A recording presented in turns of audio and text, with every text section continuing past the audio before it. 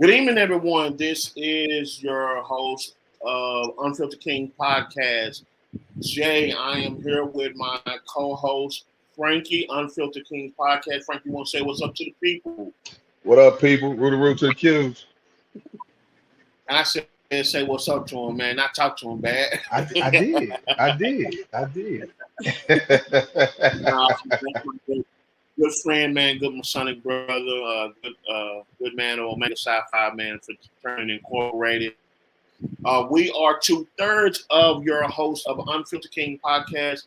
Unfortunately, we've been having some bad weather here in the DFW Metroplex, and so unfortunately, our third counterpart Carlos can't be with us. So hopefully, he'll be with us on next week. You guys, we have a great blessing for you all. As you can see, that we have a guest, Juanita, who has joined us. Man, just kind of peel back and share a little bit about her experience and her story. Tonight's episode is entitled "A One Night Stand That Lasts a Lifetime," and I think as she shared her experiences from people that she's met and also her personal experiences, we'll kind of unpack that topic. And so, at this point in time, Juanita, thank you for being here. Let me say that I know you guys have been having some bad weather down there in Houston, and so thank you for being here. Did you want to speak or say anything to the audience before we get started? Hey, everybody. That's it. That's all I got. It's like we're short and sweet. Normal. How the weather has kind of thrown some things around, I think Juanita said that there is some lightning still flashing there, and I was like, Jesus. So we're going to cross our fingers and hope we can make it through this. So, but if anybody black out, it's the weather, right? It's not the technology. So, but we're going to keep on keeping pushing. But man, look, we do think that we have another great podcast episode coming with you guys. A one night stand that lasts a lifetime. We're going to kind of get down off in there. So we welcome you guys' questions.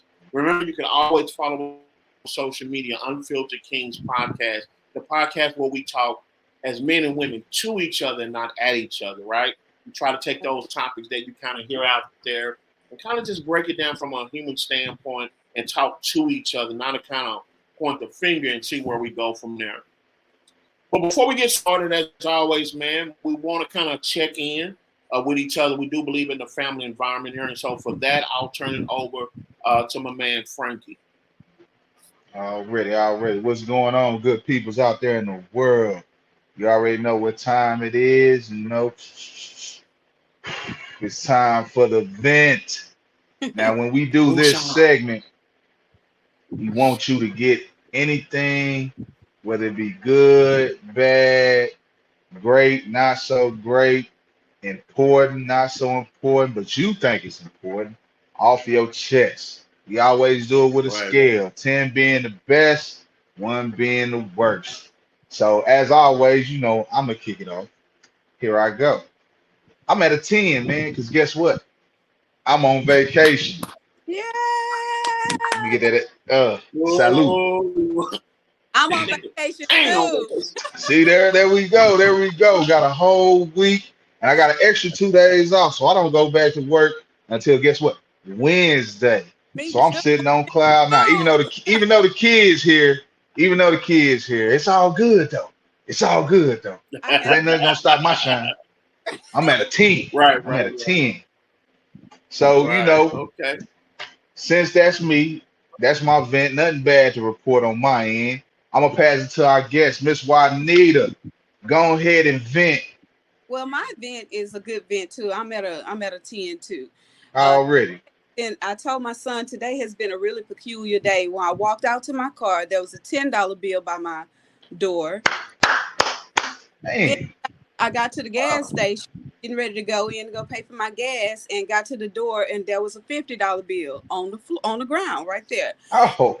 Then I'm leaving my grandson's school out in the parking lot, and I see something. I said, "That's money."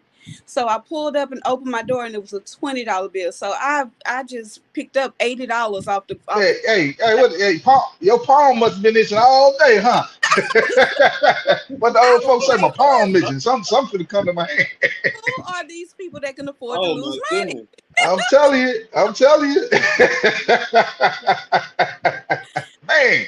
So that's my vent for today. It's been beautiful.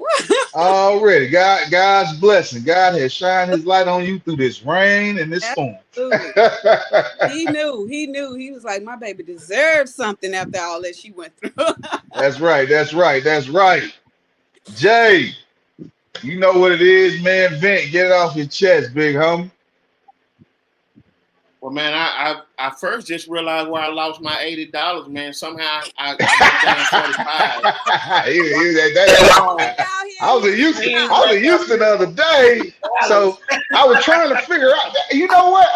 I'll be putting my mailing address. You know what I mean? Hey, look, you made me look at mine. Is it itching? I don't know. That's how I'm like, how can I come after that? Like, I ain't finding no money, so I'm at a 1. You know what I mean? But no, seriously, man. I would say, man, I'm at a 10. I think I was talking to, and I don't use that lightly.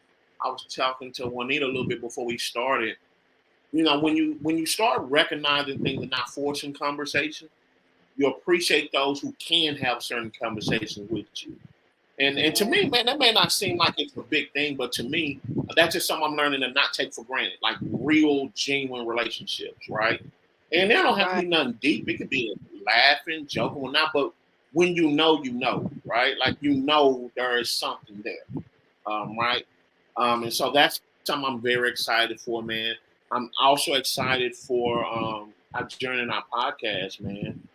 We are to the where we can actually start launching episode 1. So that's always joyful, man. I'm thankful that my family is safe through, this weather and whatnot. So yeah, man, I don't have any complaints at this juncture. What I will say, man, and Frank, thank you for really owning this piece. We do this not necessarily just to show you guys, we have a real relationship, right? But I think it's very important before we try to have a conversation about everything. Do we check the pulse to see where we're at? Because like Frank said, some days we're good, some days we're not. But on those off days that we're not, that very much well can affect the conversation, right? And sometimes it's not to resolve it, it's just to recognize that, hey, I'm dealing with this, right? It's like to verbalize it and normalize that, hey, I got this going on. And so as we engage in conversation, fortunately, everything is kind of going in on our end. But if it wouldn't, I'm pretty sure that would impact our conversation. So I really do look forward to this part, as I always say. And I definitely encourage our audience, just that little snippet right there. Take time to check your post, before you try to have a conversation. It may not be the other person, right? Right. So, right. With that being said and done, man, we'll Carlos is not here, so I'll try to own the what's happening in our world around us. We got to talk about the elephant in the room. We try not to be political on our show, but it is an Unfiltered Kings podcast where we speak our mind. And so, needless to say, our 45th president was found guilty on all 34 counts, felony accounts. And so I just want to kind of put that out there and see if you guys had an opportunity to look at it, dissect it, kind of follow the story or whatnot, and see if you have thoughts, if you don't have thoughts, or I think for me, I'll say this and I'll just pass to you guys. I think ultimately, the thing it shows is that no one is above the law. I don't wish anything bad on anybody, but I think ultimately, especially in our society, it is a good feeling that, hey, there is somebody or some hierarchy that can bring you back to due bounds.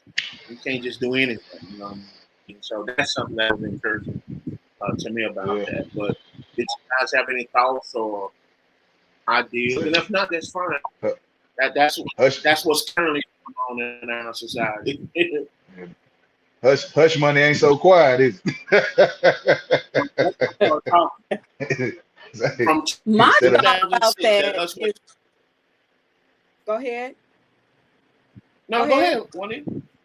My thought about it Oh, go was that ahead. as I was looking at it, I was really amazed to find out that even after being found guilty of felony charges, he is still able to run for president.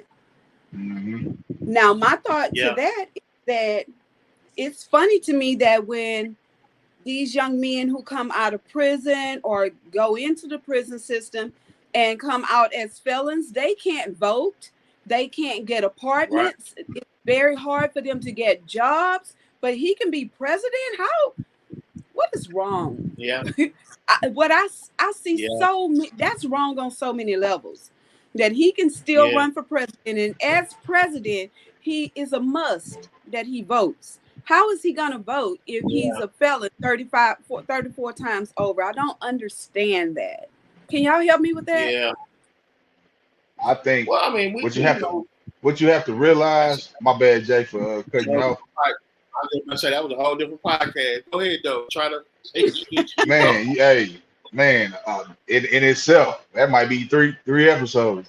But most, if you think about it, the history of lawmaking, most laws were set in place by powers that be to get Not them here. out of jams. You see what I'm Yeah. saying? Not for Make us. sure that we stay in them. Yeah, yeah. So, Yeah. like, even it's kind of like that reactive instead of proactive type thing.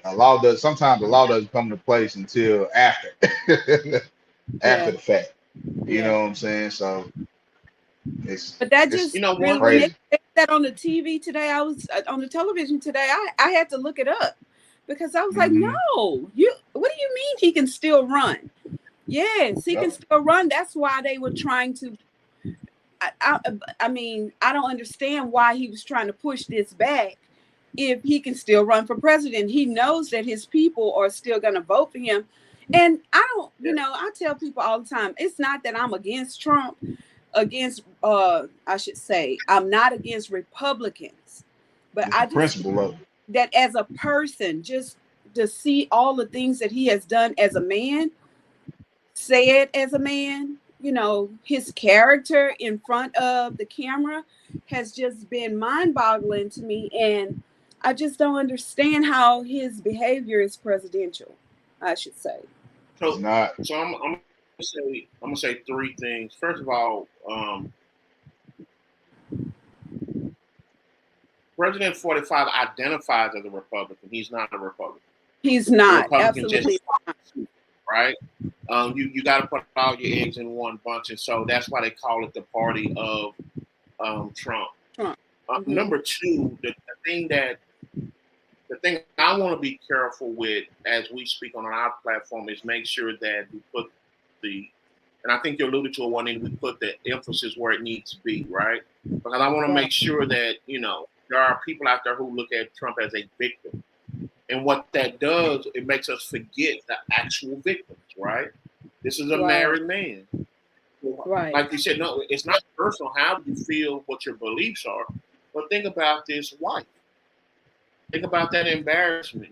Think about, for whatever all intended purposes, their young son, even their own kids, and I know they're in politics. Think about the people he messed over and screwed around. Like, that's my biggest thing. I know he got the biggest name, right, and he's running for president and representing, potentially could be the Republican Party nominee. But my whole thing is Trump is not the victim here.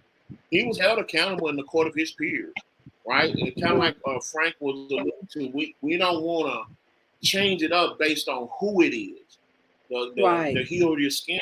He was held accountable amongst a jury of his peers, and the real victims are the ones in which they found that all 34 of these counts that he was guilty of.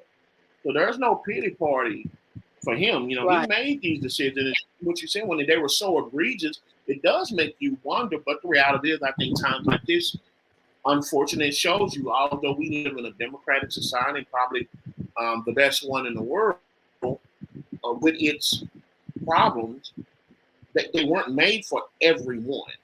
They weren't made for everyone on every level, right? And so that's why you can see some who exercise certain rights and they'll have that after, and then some of us, like you said, hey, we lose that right. But that is what's going on. His sentencing is June 11th, I believe. 11th, yeah. June, July, I think, which is like for a couple of days before the Republican Party's Can you guys? before their so to speak. And so, with that being said, did we lose one here? Hello? Can you guys hear me? I can hear you. Can't see you. It looks like you muted. I don't know what's happening. Hold on. Okay. Bad weather happening, but thank you guys for bearing with us. But yeah, that was the thing, Frank. I wanted to make sure that we didn't do that we can speak unfiltered, so to speak, about that. Like, no, the truth is the truth. Yeah. This is somebody who went to court, had a defense, was able to afford a defense. Jury came back, found him guilty of all 34 counts, and so now we move into the sentencing, and that'll be up to whatever the judge may seem fit. But that's what's happening, if you will. That's one of the biggest stories that's happening right now. So with that being said, man, what we'll do now, we'll transition into our topic of the night. Again, Juanita, thank you for being here with us. Thank you guys for having me. No problem. No problem. A one-night stand that lasts a lifetime. We'll definitely get off into that topic there momentarily. But what I want to do is just take a few moments, Juanita, if you could kind of tell our audience that is new to you and you're new to them just a little bit about you, and then we'll kind of delve into our conversation for the night. Okay, my name is Juanita Robertson, and I mostly work in the mental health field. But I also work in a hospital setting dealing with patients with physical ailments as well. I work around a lot of doctors and nurses because I work in the hospital, both mental health and physical health. My background is mainly in mental health. As I stated before, I study psychology, and my licensing is in LCDC. So that's about it. That's what I have. That's who I am. I was a single mother of two sons who are now two adult sons in their 30s. And I have one grandson that I am so proud of, who's so handsome. But so I'm a boy mom all the way around, I guess.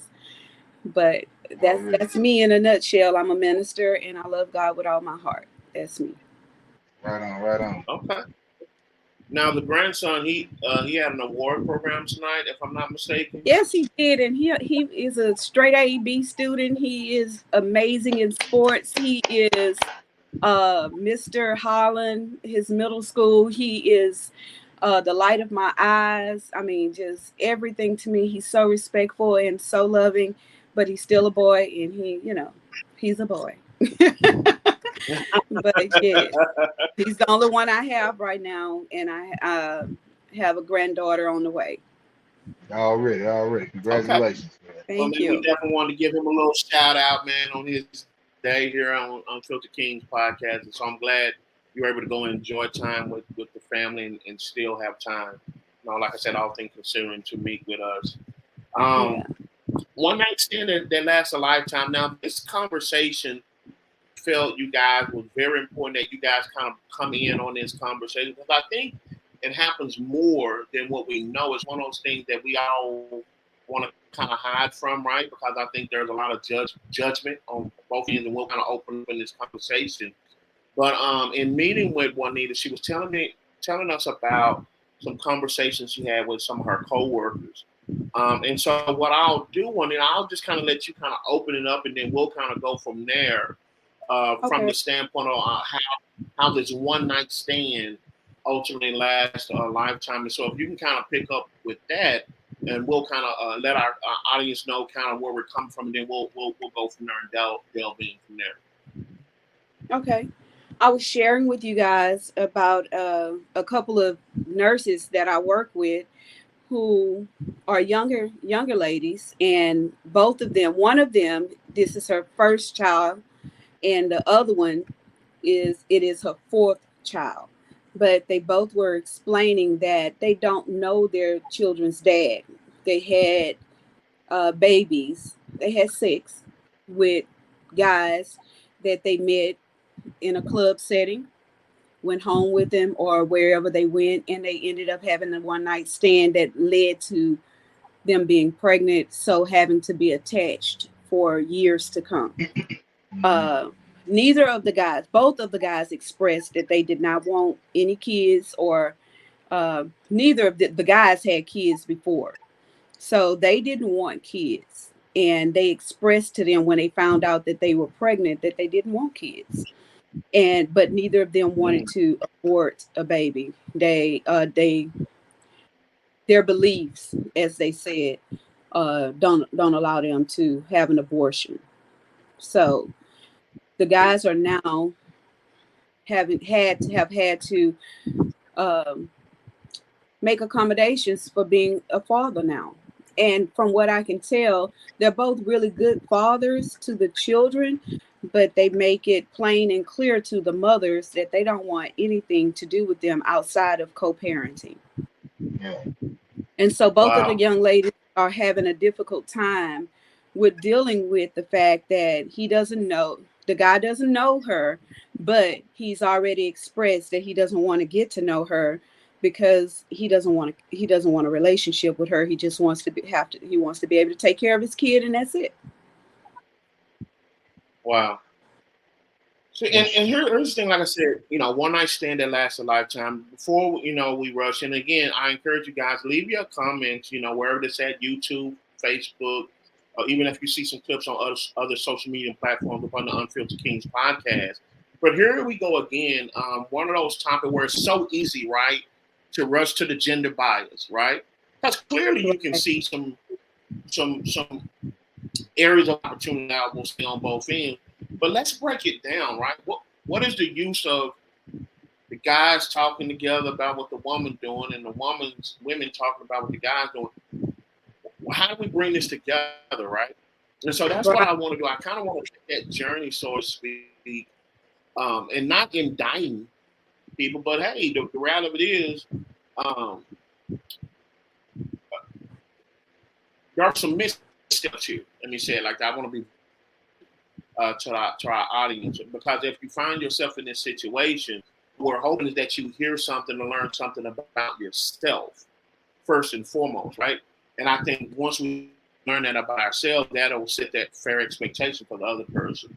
So, Juanita, from you hearing this from these young ladies, I think you said one of them had 4 children. It was her fourth child, Hmm. if I'm not mistaken, Right. right? This is her fourth child. Okay. What unmet need do you think they are searching for within themselves, right? Before we'll definitely delve into the guys will try to at least get into their mindset or lack thereof. But do you see any voids that they're missing within themselves? In this case, for children, and again, being very respectful.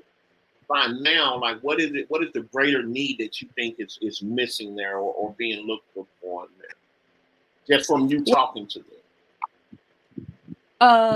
because I speak to them, both of them, on a almost daily basis. Whenever I'm at work, I get a chance to, in between the fast pace of working in those environments, I get a chance to talk to the young ladies. And I'm grateful for that because, as I stated, I'm a minister, and my ministry is young ladies who are dealing with having to be single parents, because that's what I was. And I often wondered back then why I had to deal with something like that when, just because I just didn't think it was fair. But um, I realized that it wasn't for me. And talking to them, I realized through them that it's mostly because neither of them had their fathers in the home. Mhm. And Mm. so I know some people say that it's not, that's just an excuse that people make, but there is a dire need that a woman has for the love of a father. A little girl needs a man that helped bring her here to show love, show what love it should look like, to give her a picture of what her life could be and should be by loving on her mother. Um, I can't really fully explain it to you, but there was something about my life with both of my parents in the home and watching my dad come home and embrace my mom and ask how she was and ask how the kids were that day and did she have any problems or issues that he needed to solve before he went on with his day.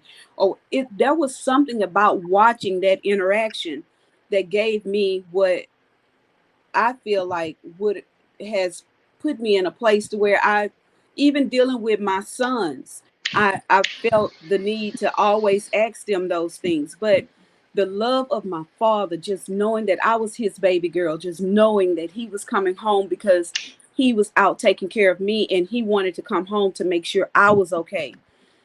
That it was something about that. And Yeah.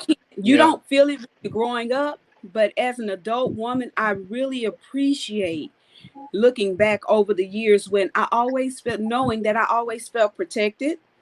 I always felt pretty because my dad would reinforce when he, okay, go get your hair done or whatever. And when I come back, oh, you look so pretty. Little girls need that. Little girls need that. And real talk. You have a father in the house who gives it to her. She doesn't go with anybody just because they say those kinds of things to her, or with a man that would say, well, I'll get you, you look pretty today, or you look beautiful, or you fine, you sexy, or give you $40 and think that that's what you it's just something so different about the embrace of a father. And I have a brother who's 15 years younger than I am, and he has a daughter, and I love the way he loves on his daughter. And I often think, man, she's going to grow up knowing who she is because she knows who made her. Basically, this man feels like I am amazing. Why would I settle for anybody who thinks less? Yeah. As I listen to you talking, you definitely can tell you have some psychology in your background. But I was thinking about Erican psychosocial theory. There's a lot of theories out there and what have you, but I remember that one being the one I gravitated to most because I believe it with all my heart. And in its most simple terms, what it says is that everyone is born in this world as a baby state. And depending on what you get and or not get on your first stage will determine how easier or worse your next stage will be. So as we continue to quote unquote mature, all these things that we do get will either enhance those next stages or they will make them that much worse. And so go back to your point, and I think this is a conversation that we don't be fair in society. When people tell their truth and their reason why, we say it's an excuse. And I can't say that because it's like it allows people to not be able to see and own their truth, right? Like there is a reason behind every decision, unless there are some mental challenges there. But you know what's amazing about that part? Is that the ladies didn't see that at first until I brought it up to them, I started asking them about their backgrounds, and they said no. I said, who did you grow up with? Who was in your household? And they would say, it was me and my mama, my little sister, my little brother, or me, my mom, and my little brother, whatever. And I would say, so where is your dad? Well, my dad was never around. I never got to meet my dad. One of them said she never got to meet her dad, and the other one said when she did meet her dad denied who she was. Well, so in my mind, that was like, here we are. This is exactly what you're dealing with. This is exactly why you're dealing with what you're dealing with. But I wanted them to go on with the story and let me know, what have you dealt with outside of just not having him there and dealing with sleeping with men that you just met the same night. But there were so many other things that they had to deal with, even in school, little girls who go to school and they don't get to have a father. I just left my grandson's school, as we talked about earlier. And for his, the reason why I'm not still there is because for his award ceremony, the school gave one ticket for the mother. Anybody else who wanted to come had to pay to be there. So don't you think that you should have two tickets? Like the mother and the father may want to come, but because of the neighborhood that he lives in, because of the community, because of the school district that he's in, they just make accommodations for the mom. What does that say to our children? Well, and that was the thing that's the thing that I was saying, is that unfortunately a lot of people don't realize or even question or reflect on their why until the what gets out of hand. Absolutely. Right? And unfortunately, usually those who know, we kind of talked about this with the Trump situation, those who are in power, and we can quickly rush and judge the what, whether it's right or wrong. But everything to me, yeah, it's about right and wrong, but it's why. What are we doing to educate?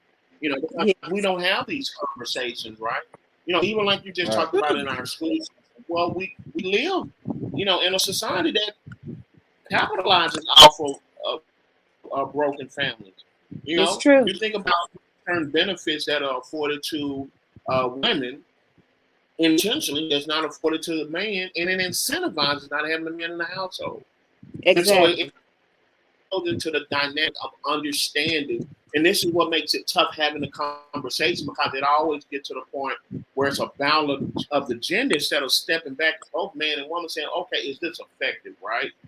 I think Frank was talking about in our debriefing how when he comes in, usually the man gonna have to go off the rip. You know what I mean? Just with an accusation, not if there's proof and things of that sort. And Frank, I'll let you speak to that. But to come in and automatically assume based off of just the wording, it's like, wait a minute, like, is there an equal understanding that you have two human beings that could just be misunderstanding each other, or is there a default to one gender? And unfortunately, even within these women, like you said, they grow up and now they're responsible for someone else's thought process and raising. And they haven't even hit within themselves and have an aha moment. Oh, wow, what got me here? What got me in this? And unfortunately, now we have to continue to recycle a bad habit until someone such as yourself or ourselves come in and, oh, look, do you know why you're doing this? Yeah. And then it's a hard time having that conversation, right? Because us as grown, if I never thought about that and I've assigned my own thought process to it, who are you want needed to tell me about my business, right? Yeah. Yes. So it really does bode well to me to kind of start understanding a process. Like I said in the onset, we didn't just get here, right? And all of a sudden it's all man and it's all woman, but do we ever look at the process and what got us to this place? And I think you said something that was instrumental. And Frank, if you could speak to this, because I know you have young princesses and as daughters, it is something to be said to have a male. And I think a lot of times we discredited Juanita because sometimes we look at that advice as abstract, Frankie. Yeah. But it works for you, so it may not work for me. No, we're not saying it's a guarantee, but it does make it better. It does increases the chance that it turn out better when you have a male in that household teaching that young lady from the onset, this is what love from a male looks like, right? Yeah. This is what it feels like, kind of like Juanita was saying, this is what it sounds like, right? Does it guarantee that young baby girl will grow? No, but it does enhance the chances. So if you could, Frank, just quickly, I wanted you to kind of speak to that importance of that, because I think that's where we'll kind of chime in with our males. A lot of time we think it's just about protecting that daughter. Well, no, it's about what we pour into it. It's a very necessary need. Absolutely. I tend to deal on realism, because that's how my dad taught me. And man, the best quote, and I still use it. My dad used to always say, "I ain't gonna be with you 24/7, so I don't know what you're gonna do." Only thing I Right. can do is hope that you took what I taught you, what your grandparents taught you, your mama taught you, and you put it to good use. Everything ain't gonna be, peaches and cream or milk and honey. You're gonna go through some tough times. Uh, my oldest daughter, I told her this before she went to college, man. I'm a firm believer in it too. Only thing I can tell you is don't get finessed, man. You know what I'm saying? Yeah. I say, hey, and I said what my dad told me, what his dad told him before him, and my grandma, you said too, like, hey, we ain't with you 24/7. So you gotta, in some of these instances, you gotta trust your gut. If you gotta call back, call back. And I can give you my opinion, but the only thing is, you gotta figure out what's best for you in that moment. I tell them, don't let nobody force you to do anything that you don't want to do when you want to do it. Again, I'm not with you 24/7. If you feel like you can handle it, go ahead, figure it out. If it was something bad, call me. I'm like, yeah, it's this and that. But don't let when you ready to do something, that's when you do it. If not, Right. tell them what it is. And another thing I also tell them is, don't let no nigga, don't be scared of no nigga. And say, because them niggas need to be scared of me. You only feel God, and them niggas feel me. So you in a situation. If you in a situation, don't worry. If I gotta pull a Matt Barnes, Derek Fisher type situation, if I gotta dry there off, I'm there, baby. The whole truth about that is Yeah. that that's exactly how I felt. I used to tell people all the time, I'm gonna tell my daddy on you. Don't make me. That's goddamn right. I have a daddy, and he's waiting to see if I'm gonna make it home safely. He's not gonna go to bed till I go to sleep. You goddamn right. I'm gonna call my dad. And there is something about the way young men, especially teenagers, young men, treat you when they know that you got backup. Mm-hmm. Yeah. Because some of these guys out here, man, some of these guys out here are actually like what you see in a TV show or a movie. Matter of fact, 10 times worse. And some of them are, smart and conniving and can out manipulate you. And that's why I tell them, don't get finessed. I say it's bound to happen, but still catch yourself. What does that mean? Pinch yourself. Get finessed mean? Don't let nobody come in and sweet talk you and honey boo boo you or sell you a dream. Know your self-worth. Know your morals. Stick to them. And like I said, trust your gut. Because sometimes, man, let's just be honest. It's men and women. They got the gift of gab. Some of these people out here got the gift of gab and will sell you a dream and leave you floating up shit's creek. Oh, that's good. That's true. Yeah, and that's what I want. Go ahead. Frank, and I'll turn it right back over to you. For the sake of our audience, a lot of times we only listen based on the gender, right? Because we start off talking about our daughters, but this is just good information for our children, period.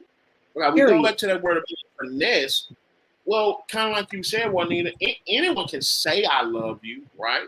Mm-hmm. But if you don't know how to differentiate between it being genuine or not, well, that's the finesse. That's the game.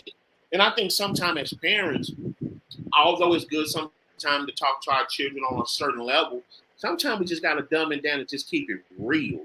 Just keep it like 100 with these kids, man, and not trying to make it so complicated to kind of reward ourselves that I'm a parent of the year. Well, no, yeah. Whether it's man or woman, you know what I'm saying? When someone can talk you against what you've already been taught, because think about it, that's a real thing. You think about your first love, first time getting a little piece of, wop, you know what I mean? That clouds your thought process. It And does. you do have to be of it is, right? When you have one parent, two parents, the reality of it is that guess what? You can take that the right way or the wrong way. Yeah, we've been young before. Let's keep it 100. And so being able not only just to say, well, no right from wrong, well, what does that look like? There we go again. Not allowing us to people to express their what is going to come, but if that one what looks like that other what, I got a 50% chance. You didn't teach me anything, right? Right. Yeah. The young lady you were talking about, and again, this is not a judgment zone, right? This is just observation. Some people would say after your fourth time, some people would say, and I think this is wrong, well, you should know by now. Not if she wasn't taught. Not if she wasn't taught. She just had and I don't care. It's bound to happen multiple times if she has never been guided, and that's not her fault. But as an adult, the thing that I say to her and every other young lady, young man that I come into contact with is that things of your past may not have been your fault, but they are your problem and they are your responsibility. So now, as an adult, you have to make the effort to heal. Because if you don't heal, every relationship you enter, whether it be a friendship, a romantic relationship, whatever it may be, you will enter from a place of hurt and from a place of I don't trust you. Yep. You'll never be able to enter a healthy relationship. Healthy relationships don't happen by accident. They happen because you do the work. I want to tap into something you just said, especially lending itself to your background. I think that's one of the most challenging things for people, because to me it's multi-layered. To continue living in the now, the reality of the now, the day-to-day life, to be able to go back right now and look and identify how my past could have affected me in my decision making, and in the now, get the help that I need to trust that the future will be okay. I think that's something that society makes it sound like it's so, especially us who think we got it figured out. I almost said something. That's a whole nother piece. Like we assume it puts. I'm for real because those of us who think we have it figured out, we put even more pressure instead of just really prioritizing like I just did. I still got to live day to day with these 4 kids. No matter what. I have to be a parent, go to work and whatever that looks like. But now here comes Juanita who's reaching back and help me identify, oh wow, that was something that it's in me, like I know my name.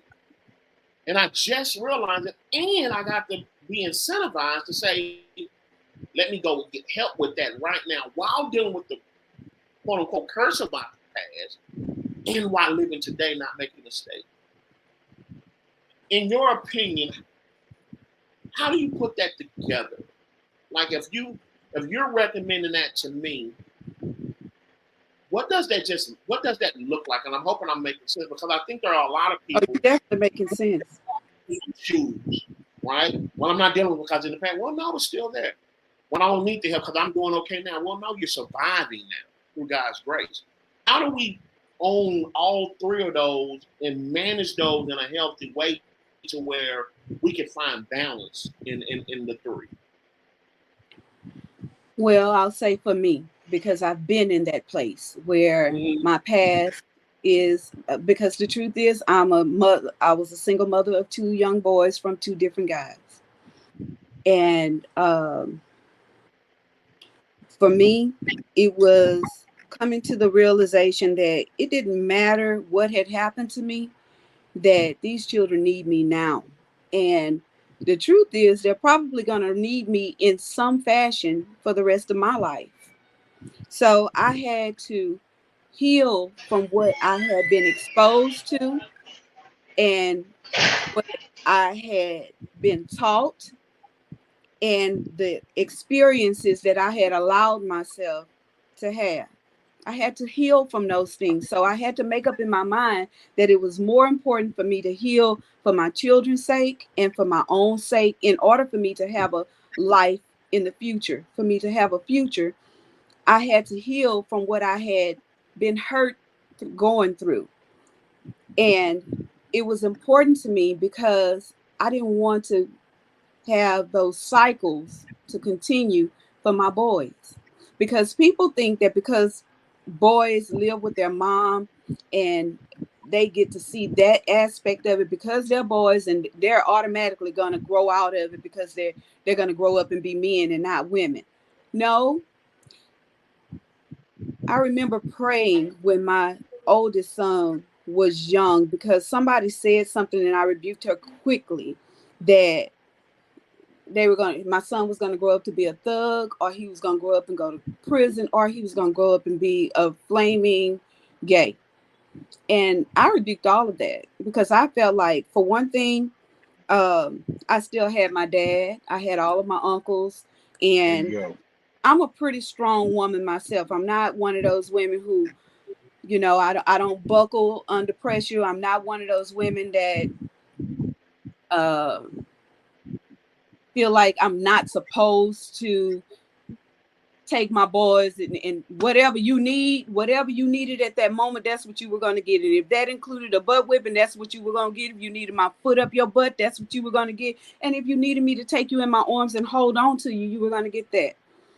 So I always felt like God had given me so much grace to have those kinds of men around me, to put me in a place where I worked for the Boy Scouts of America for 10 years. So I was able to get mentors and stuff to carry, to talk to them. I had uncles around me who would embrace them. I had cousins around me who would show them, different things that young men do and say and don't say and don't do. And so I just had to try to take that and put it into perspective.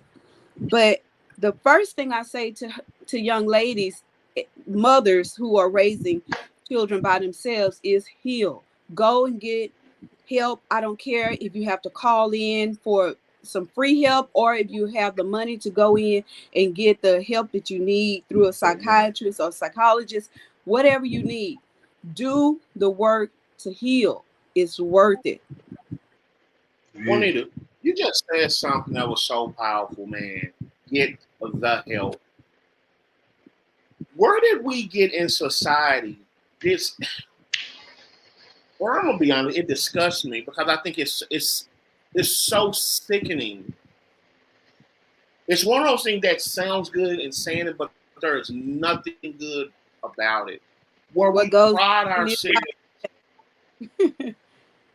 Well, we pride ourselves on doing it on our own. Like there is nothing in this world.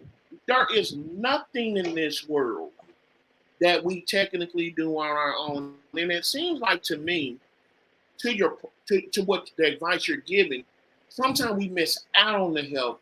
We miss out on the opportunity that God gives us, or even that people try to help us, because there is a pride thing that says, well, I've done it. I saw some on Facebook, and I just left it alone because I didn't want to get into the argument. But it said, in essence, it said, my children will never know how many nights I struggled just to give them the life that they want. And it's one of those things, I'm like, in theory, I get what you're saying, but that's not help. That's not reality. Not healthy at all. Because they never know what happens when you cannot sustain that reality. Mm-hmm. So I'm more of a disser, but to me, and again, you all correct me if I'm wrong, the only thing that comes out of it is a pride thing to say, I don't need help, or I did it by myself, when there is, like you said, there is free help out here, y'all. Like, let's just be honest. You know what I'm saying? I talked to somebody at my job about that for Mental Wellness Month past May. It's like, it's not even about having the money these days. But for somehow, I think that is a self-defeated mentality. And I just had to get on my soapbox right quick. I'm not going to, I just realized I'm like, I'm on my soapbox. But it's like, we pride us, and then what that does, it makes the next person look at that person when I need to do it by myself. No. No. No, Because no, hell no. I tell you, Hell no. do it. No. I don't watch what they That, say. I don't care if it was them old folks praying for you. You know what I mean? Like somehow, some way, it was not something when we just got up out of bed and had it all figured out. And then when we managed to have God's grace to where, you know, it works out, or whatever you want to call it, whether it's through prayer, people helping you, we still take credit for it. And to me, that doesn't teach the child reality. Because now what no. happened when the child needs it? That's what the child is thinking. I got it. I can, because mama did it all by herself. Daddy did it all by herself. So Yeah. now I have to. Man, can we talk about Frank? Go ahead, man. I'm sorry. Yeah, man. Let me expound on that, man. Because like Right. the deal is, man, no. Like now some stuff, yeah, I'm not gonna tell my kids, but some stuff like, man, you like I feel as an adult now, and I especially feel my parents like, man, look, man, hey, look, y'all can't be wasting food, or you can't be doing this, or you can't be doing like, bro, because we struggling right now. So like I understand you sitting here telling me now, like, well, I don't want to eat this, but I see you go in there and get them pack of cookies. Now I got to tell you, like, bro, you got to eat your food. You got to eat Yeah. your food, then you get the cookies. You know what? I seen an interview with Boosie, and he rich, but this is what, like, when he gets his kids for the summer, he makes them work, and he says, man, look, when they here with me, they go to the shows with me. I make them do this, I make them do that, and they gonna leave with about 15,000, 17,000, or however much he get them if they stack it up. But he makes them work, and he told the interviewer the reason why I do that, so they know that what they need to do for money. They know they need to work to get this money. They know they need to grind to get this money. That's what it is. You just can't sit there and tell a kid like or not tell them like, yeah, and make it look like you the superhero, because guess what? When they grow up, they gonna see like, nah, like, man, like they gonna sit there and act like how you did this and that. Now you gotta explain to them as an adult. Like, well, it was like this, it was like that, it was like this. And they can't, as an adult, you like, well, damn, like, why you didn't prepare me? Because basically, when they little, that's what you're doing, preparing them. Like now, like I said, you don't give them everything. You give them enough to where they can understand. You let them know. It's like doing chores. Like, hey man, you gotta do this. You got, well, why I gotta do this? Because we gotta keep the house clean. Don't just make them do something and then don't give them a reason. Make them do something and let them know. Like, yeah, you got, like I said, why I gotta wash the dishes? Because you need something to eat off of, right? Yeah. So what you gonna do the next day when all the dishes in the sink? What you gonna eat off of? You know what I'm saying? Yeah. So you gotta wash dishes. Well, why I gotta put these clothes in the dirty coat? Well, you gotta wash them because you gotta wear them again, right? You don't want to go to school funky, right? Right. You just got done talking about the kid making fun of the other kid. You want another kid making fun of you? Yeah. So Right. make sure when you're doing these things, you explain it. Don't just say I did it all by myself and and this is that. Of course, like little kids gonna envision you as a superhero, but still give them some realism. Because Yeah. now go ahead, Miss Juanita. No, go ahead, love. Oh yeah, still give them some realism. You know what I'm saying? Because don't have them out there thinking they can do this, and then they whole it'll be a whole mental breakdown when they finally figure out, like, man, wait a minute, I need some help, or they ain't gonna ask for it, or something bad gonna happen. I think it's a missed opportunity. Though the details in the lessons that we're trying to teach them, I think that's the thing. Is like, I think a lot of time we think just because we present the lesson, it's matter of factly in our mind. But with children, I think we got to give them the details in the lessons, right? Like when I can tell you what to do on your car from sitting right here, but if I don't give you any details, that's going to confuse you a lot more. And I think to me, from listening to what you were saying, when you broke it down, I'm like, I really do think it's one of those things we award ourselves without going back and looking at it, does the process really works? Because it really is a missed opportunity by even just telling yourself, I make yourself feel good because of the hurt and pain or situation the other person probably left you in. And that's a separate conversation. But at the same point in time, moving forward, I was thinking about the young lady with 4 kids. we definitely have to talk about some limitations, right?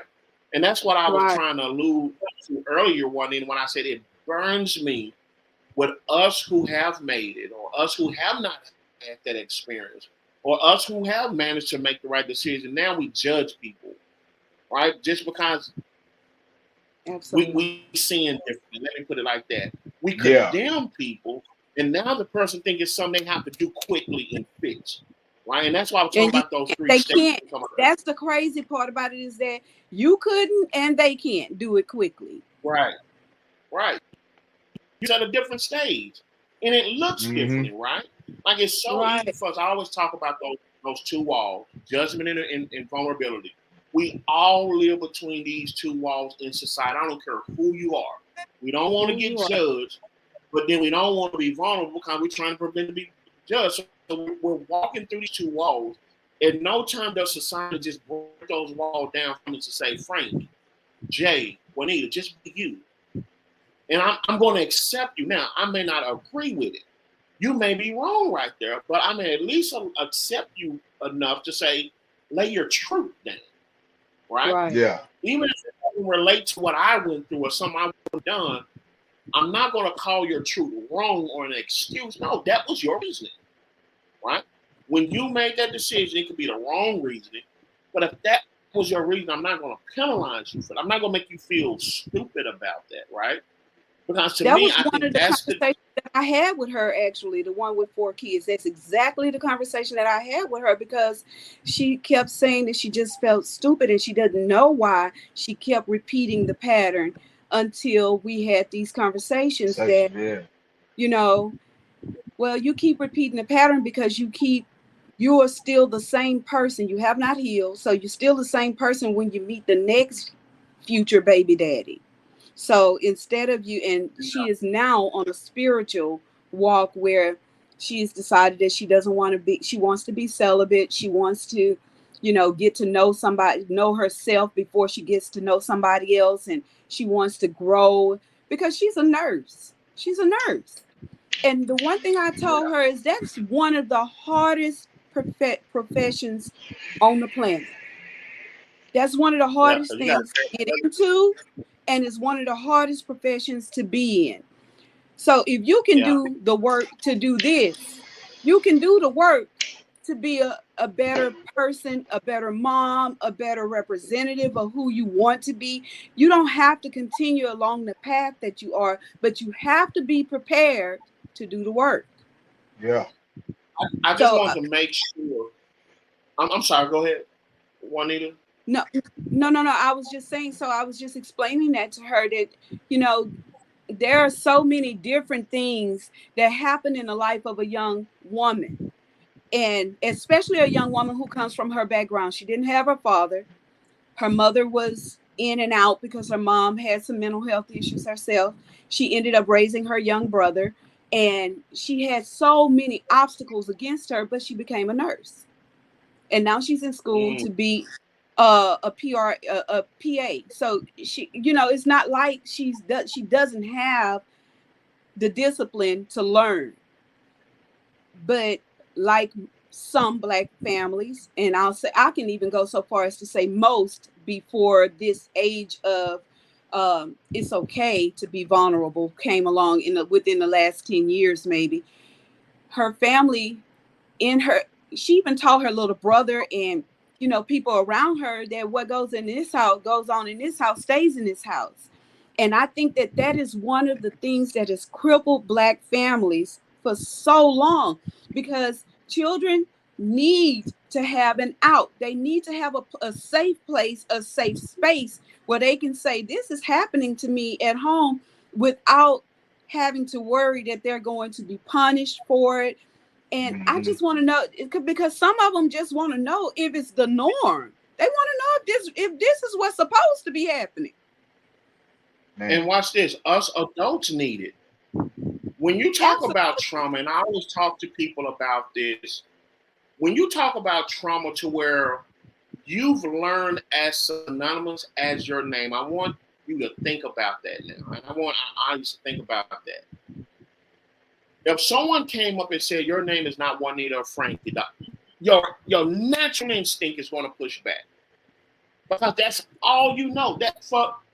Since you can remember, that's all you know. Juanita and Frank, right? That's it. So it's going to be a natural inclination to push back on that. And I tell my clients this all the time. Now think about your trauma. Think about your trauma that may have incurred at your birth or at an early age while you're learning and has never been addressed. Like Juanita said, what's done in this house stays in this house, you know. Do as I say, not as I do. You have all these false and horrible principles that now reinforces the trauma that stay inside. And here's the problem with our judgment people. Unfortunately, when we grow up and we go into society and this trauma is triggered, now we judge that person. And again, this person has no recognition that this came from here. No. Do you know how hard it is to look that thing in the face and even recognize that this is a real issue? And I think a lot of times, you know, and I think about this, not to be insensitive, I think about our people who grew up in, let's just say, in incest, or grew up where they were molested, or grew up where they were abused, emotionally, physically, all these things that maybe the next person didn't go through. You have to be very careful when you try to say, I am going to understand that. Because a lot of times these people don't even understand their starting point of dealing with this. And because, like I was talking to Juanita earlier, my day-to-day still got to go on. Right? Yeah. So there may be some time I don't get to address it.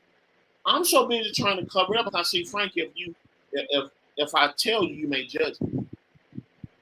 Juanita, if I tell you, you may look at me different. Frank, if I tell you, you may mean well, but your information might come from a place where you didn't go through it, so you don't have the right words. And so the help that Juanita is talking about, it's right there, but we're looking for it in different places. And then watch this, we come in and force the person to look for it in different places instead of the right place. And so what's the easiest thing to do? It's almost like swallowing your vomit.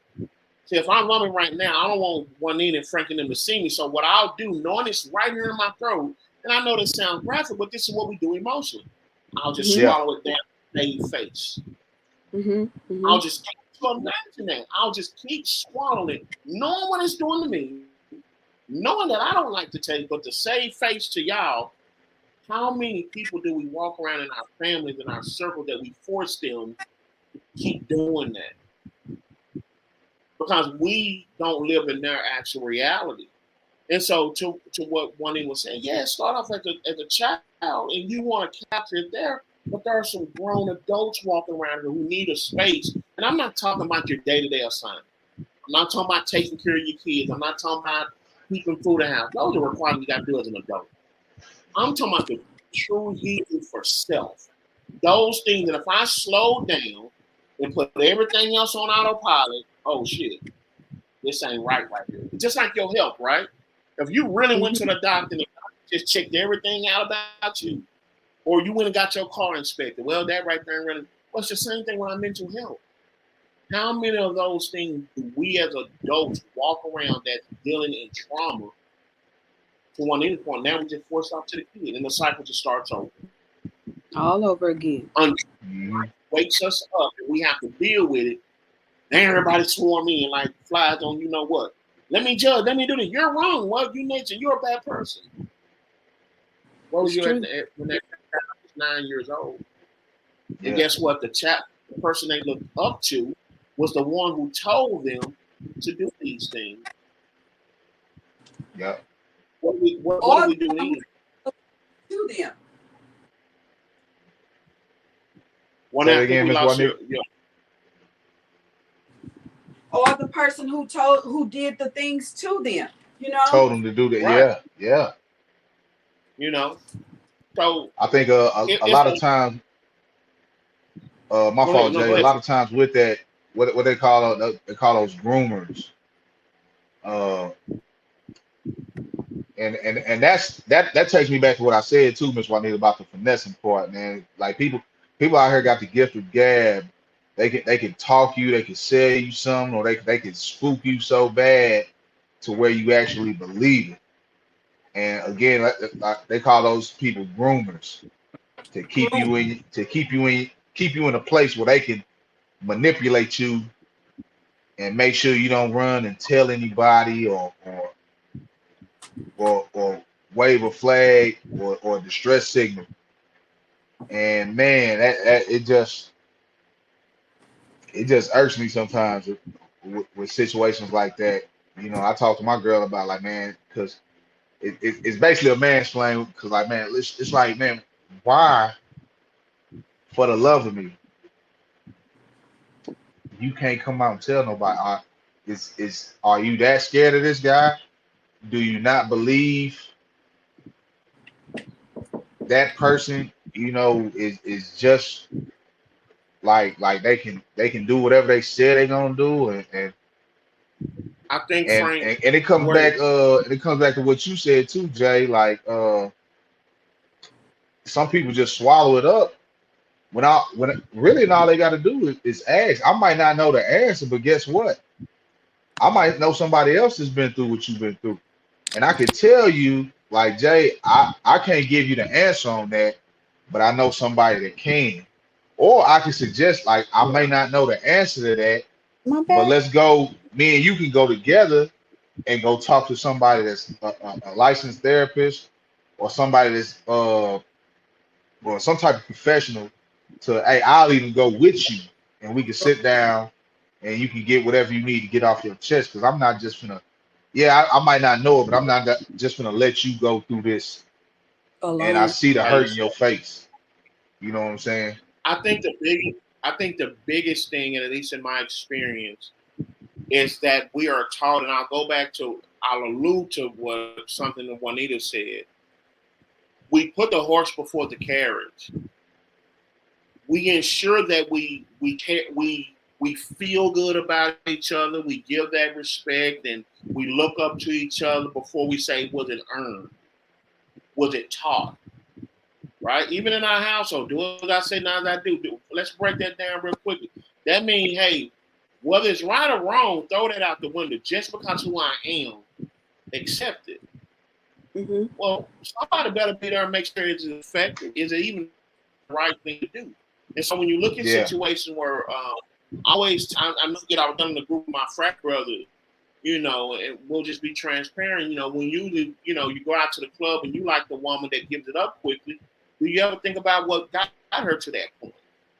Right. Did you think about maybe she was molested at the time and it was normalized? So sex to her is a way of showing that you care. Like, there's so many different traumas that I think that we don't like using that word and associating it with us, because again, that's gonna make you look at me different. I tell people all the time, I have childhood PTSD. Mm-hmm. Yeah. So what I have is I grow up and just become an adult, and that's the thing that bothers me. Let's quit giving ourselves passes. Because if I'm a young fool and I never get taught and I never heal, I only become an old fool. I can get away with it, right? Yeah. I see a child has to do what I tell them. As an adult one, and I can sit here and act cool, and I'm the alpha, I'm the mate, and I can hide behind these walls that the world gives me. But eventually, when it comes out, guess what? Who is it going to affect? It only did me service. Right. You know. So I say that, we were talking about, and I'll come to you, Juanita. We were talking about, again, a one-night stand that lasts a lifetime. Like I said, the reason why I wanted to set it up this way, because we sometimes rush and judge these people, right, on the reality, but we don't ever take time to say, well, what got them to this part in their process? And as we talked about, there's a number of things, right? Yeah, the easy answer. Oh, you may lay down, so you got to take care of the child. Well, that's the easy answer, right? That's the low-hanging fruit. But what are some real realities that in this case, these young women and these men, that one night, for whatever reason, now we have a lifetime commitment of a child in place. And as we can see, it can spearhead about men. Right. And that's what I wanted to kind of introduce now, is that, think about it. We'll go back to what Juanita said. these men, you know, for the most part, the women want to be there, want them to be there in their life. They want the family setting. The guy is saying, no, I only wanted one thing. I didn't really cut for you like that. But there's still an obligation there, right? So now what we got to ask ourselves, what does that look like, right? Okay, yeah, what could have, should have went into that night and the whole nine yards, but we're past that, right? The child is here. And yeah, you can't force two people to be together if it's just not a good fit. But man, there's still a child there. There's still a need there. It's talked about, you know, kids learning from that male standpoint, understanding what love looks like, how to treat a woman, or how a woman should be treated. We understand that these things are still valid issues that needs to be addressed. And I love something that Juanita said, and Juanita, I'll let you kind of explore the conversation from here. As a parent, as a single mother, I still had to recognize my limitation.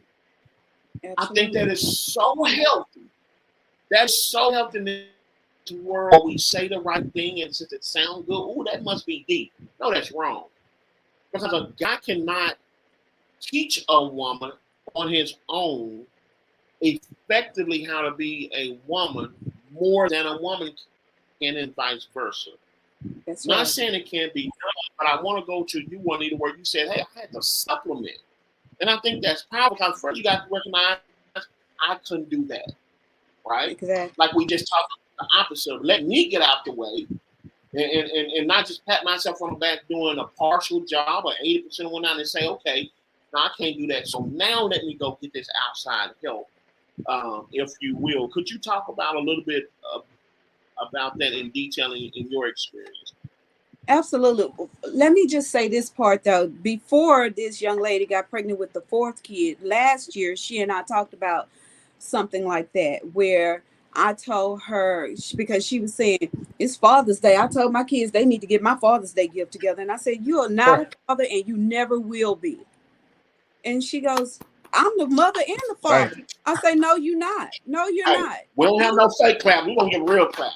I told her, no, baby, there is no way you can do what a father would do in their lives. No way. And don't ever put that kind of pressure on yourself. The one thing that I saw growing up with my dad, and I just told my brother this, my younger brother this about his family. I said, the thing that I love most is that he and my sister-in-law have captured the essence of mother and fatherhood.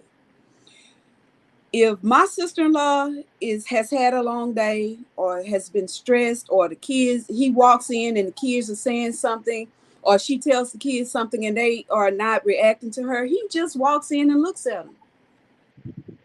And immediately, I'm talking about, she could have been saying it for 10 minutes. Get up and go take your bath. Get up and go take your shower.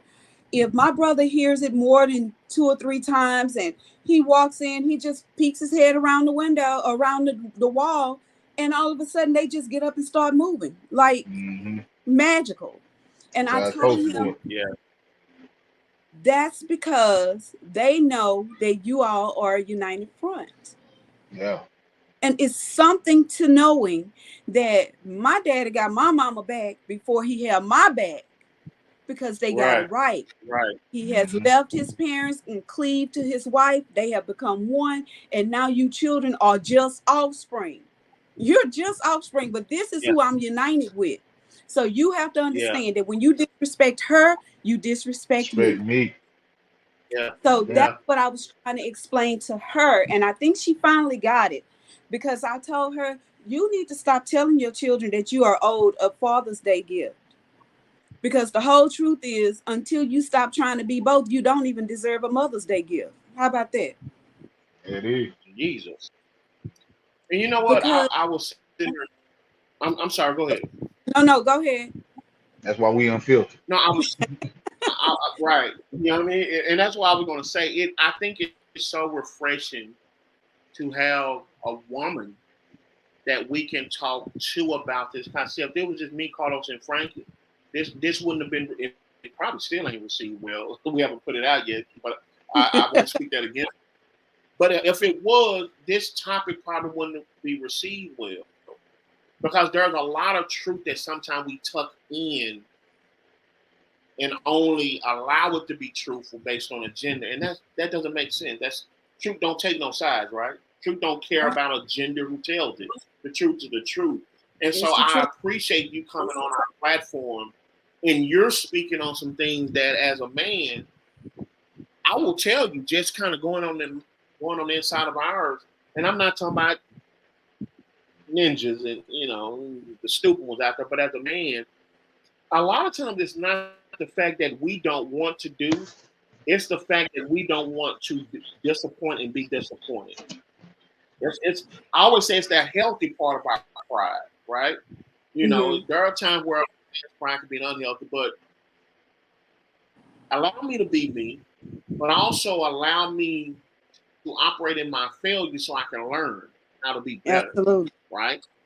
Without you having to replace me or trying to replace me, right? You said it so eloquently. It's a balance, right? It's not an indictment, right? Because you know, as much as we talk about single mothers, there are single fathers out there getting out there too, yeah. Right? I raised one. I know. Right. And no matter whether they get it right or wrong, it's not an indictment to who they are. It just means that we're forever learning. And we're forever getting better. Evolving. Yes. Evolving and we're forever maturing, right? But I think again in this world to where it's so easy to indict. And here's what I found, Frank and Juanita. We usually judge from our level of unhealed hurt and experiences. Absolutely. Yep. It feels good. I say I can pay that person back, and I haven't set peace with how that person hurt me. So when I see someone else, oh man, I can just reposition that energy. Mm-hmm. And that, to me, that's the underlying theory of hurt people. You're just transferring that energy because it haven't been dealt with, hasn't been resolved. So we're just transitioning that. What once was a trauma is now it's just full-fledged hurt, right? Because we didn't go get no help or whatnot. No, we self-medicate. Oh, remember, that tastes good. No, it don't. It meant to come up and come out. So quit faking how it actually looks to the person to the left or right of us. But we're so quick that we want to judge people, right? I remember when we were talking about in our debriefing, Juanita, we don't care whether this was a one-night stand with these young ladies, whether it was a relationship that, you know, that failed. Who knows and who cares if the child is already on debt? Right. It kind of goes back to our first episode we did, right? The reality of it is where we're at now, how do we simultaneously live right now, but be able to go back and scrutinize our process so we can say, this is what I need help with. Like Frank said, even if it's something that my close family and friends can't give me, at least they can recognize enough to say, hey, man, let's go get this help. Almost every job has in 2024 an EAP program, employee assistance program. At the very minimum, just figuring at the very minimum, 3 free visits, automatic free. You literally call them up, give them your zip code, tell them what your situation is, and they automatically get you help in your area. In this day and time, you don't have to go to the help. That you can get it on the phone, or you can do a Zoom call, just like we're doing right here. You don't have to. Yep. Now, here's the thing. Unfortunately, who know about that? To me, any job I start with, that's the benefit that I'm looking for. That's one I'm looking for first. I'm serious. I'm serious. Real talk. Look, I've used it before. When I tell you, it is a godsend. I don't have any more left for the year. I use mine so much. I have to wait till next year to get the other six ones. Hey, push come and show. I can show you how to get by that. I've done it before. We'll talk offline though. That's the I need your help. There it is. Trust me. Hey, I ran out in a minute. I was like, oh, we go, oh, okay, we went through, okay.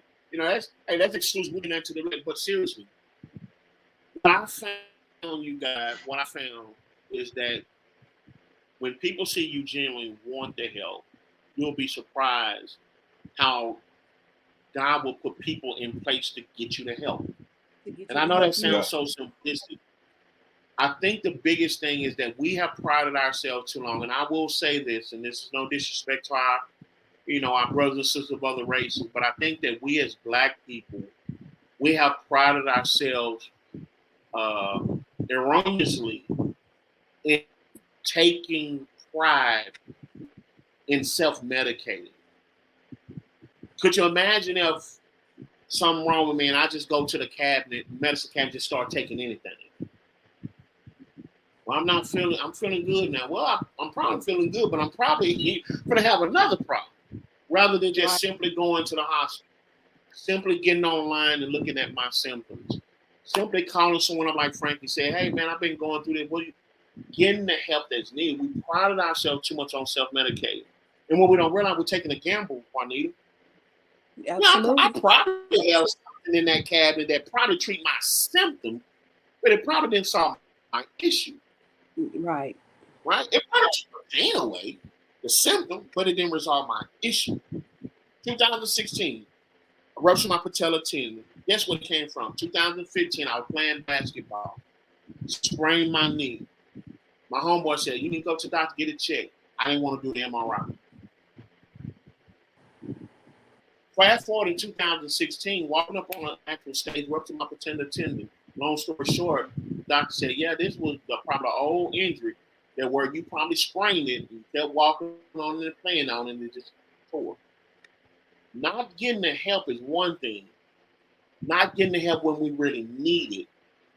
And I'll go back to something Juanita said, and I wouldn't dare try to repeat it because it was so profound. But there are some issues that we don't get over. There are some problems when left untreated. I got to manage that thing. I'm going to have to deal with that thing on a day-to-day basis. And whoever I deal with, or what, they're going to have to, I'm going to have them rough conversations because that ain't going away. And I always tell people, get ahead. I'm going to get over that, Frank. But one thing, if I have AIDS and we together, and we're going to have more conversations, right? That's a day-to-day, that's a lifestyle thing. And I think that's what's unfair. When we punish people for telling their story and just giving excuses or making like, just go get the help and you'll get over it. But what if this is not a headache thing? What if this is one of the deeper things, that the cancer or the AIDS thing, where this is a lifestyle that I have to change? Right? Chronic. Yeah. And so chronic. Say it again. It's chronic. You're gonna have this for the rest of your life. You just can you may not be able to heal it, but you can treat it. But you have to be willing to treat it. And I don't care what it is. I tell people all the time, most things in life, like you said earlier, don't get better because you ignore them. They only get better when you at least acknowledge them and then see what you can do to treat it. Y'all, I see so many stuff on social media where I see the attempt people in giving advice, but the reality of what it is, they're speaking out of their hurt and pain. Out of hurt. And to me, I'm in check with my emotion. I make no apology. That's who I am. It really is sad. And a lot of times people follow my posts on social media, and it's not necessarily what I'm dealing with. It's just me observing. It's almost like a child when you see they're trying to say something, you say it for them, right? Because you know what intentions are. So many people these days are hurting so bad, they just don't have permission. So I can't hurt around you, Juanita, because I see. Oh, that was good. Say that again. That was good. Say that again. Yeah, I can't hurt. See, I can't hurt around you because see you in my world, in your world, you perfect. You got it going on, everything going right. And even though we say we friends, I really tell you what's going on. He talking to you on that one, James, because he know I'm far from get over it. He talking to you on that one, Frankie. He wasn't talking to me right then. Man, And it's like we force people to fake like us. Absolutely. Yeah. Wear a mask. I said, We put the mask on. Right. I love that being part of our episode, our podcast. Now, there are some days where we good like today. Then there are some days where like shit. I'm glad you asked. But not only did you ask, you really wanted to know. That's it. That's it. Right? And hey, Genuinely and to double down on that, Jay, that's like with our society with black people, it's more of a, and you said this to a couple of clients too, from when we've talked about your life coaching venture. Sometimes you got to tell a person like, hey man, yeah, you might want to go seek a profession. With our coaching, we tend to lean on barbershops, beauty salon, gym talk, guy talk, girlfriend talk, and we don't seek actual professional help. You know, it's And then when a friend does suggest, like Jay said, like, hey man, you might want to go to the doctor. I don't want to pay for the MRI. Yeah, then you go now you biting your ass in the long run, 5 or 6 years down the line when your shit really fucked up. Oh, it's you true. know what I'm saying? That's exactly. So, yeah. And Jay has said that to a lot of his clients, man. They like he'll tell them like, hey, I'm here for life coaching. I can't help you through this legit personal mental problem. Like that's not what I'm here for. I'm you know. I always tell people there are levels to it, right? Like I think when you said that she has PC, right? And I think she can speak on this way more eloquent than I can. There are levels to it. Just like when you go to a doctor, right? If a doctor can't treat you and he don't have expertise, he's gonna give you a referral. He's gonna send you to a specialist. He's going to send you to somebody who specializes in that area, because I have lots of doctor friends, but I was talking to a neurologist just the other night. She and I were sharing this story about this young lady, because we are like 2 of the 3 elder ladies who work in the area. And she talks to us 3. And we were talking about her story. And she said, when she asked her about some of the things that she had going on with her body since she's had this affair, this relationship with this guy, and she said, there's nothing I can give you in the way of advice on that, but you have to go to a gynecologist. I need you to go and talk to somebody who specializes in a woman's body. I can tell you anything having to do with your nerve issues or with whatever in her area, her field of choice of expertise. But she have to send you to somebody who specializes in what you're going through. And that's something that I try to talk to her and all the other young nurses who come to me about, is that we can sit here and talk all night about the things that you talk to me about, and I pretty much can give you, what I went through, because I've gone through a lot as being a single mother for as long as my children were growing up. I was a single mom, and I had a lot of things that I did go through. And I tell them, don't think that you're the first one, and please know that you won't be the last one. That's my first piece of advice for them, is that you don't have to feel alone. You don't have to feel guilty. You don't have to feel horrible about yourself. You don't have to go beat yourself up, because trust me, I've done all the beating up for you. All you need to do now is accept what you got going on, and do what you can to fix it. And even if you can't fix it, do what you can to treat it so that it doesn't get worse. Sometimes that's all we can do, is just acknowledge where you are right now and say, I don't want this to get worse, so I'm just going to keep working on it to try to at least stay where I am. Yeah. Juanita, as you were talking, man, and this is something I do all the time. I love quotes. And as you were talking, God gave me this. Our level of healing won't always meet us at our level of comfort. Right. our level of healing won't always meet our level of comfort, and I think that's the problem when we build a fictitious comfort zone. And sometimes we got to do what we got to do, right, to get over it, to literally mentally not stay stuck in a place. But like Frankie said, it shouldn't